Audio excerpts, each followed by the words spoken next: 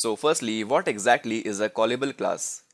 Well, it is basically a simple Dart class, but it can be called like we call any function.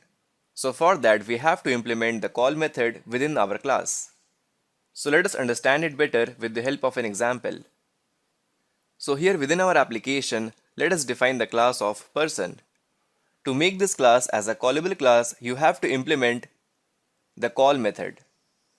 So here what we can do, let us implement our call method and then define its body. Now within the call method, you can pass as many parameters if you want to. And even you can leave it as blank. It is totally up to your wish. And then within the main function, let us create the object of the person. Perfect.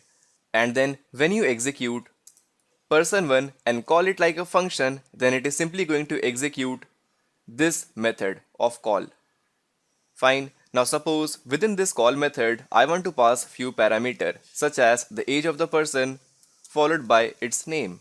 So accordingly, you have to update the call method here such as int age and string name. Perfect.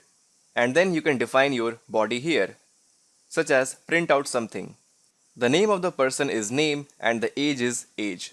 Here I have used the string interpolation.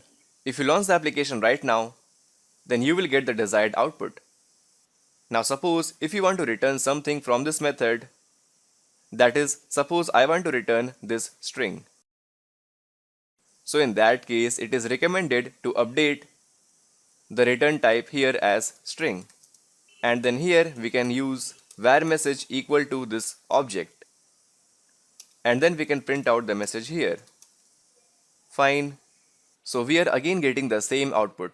So you can convert any class into the callable class by implementing the call method here and calling this class as if you are calling any function, as you can see it here. Perfect.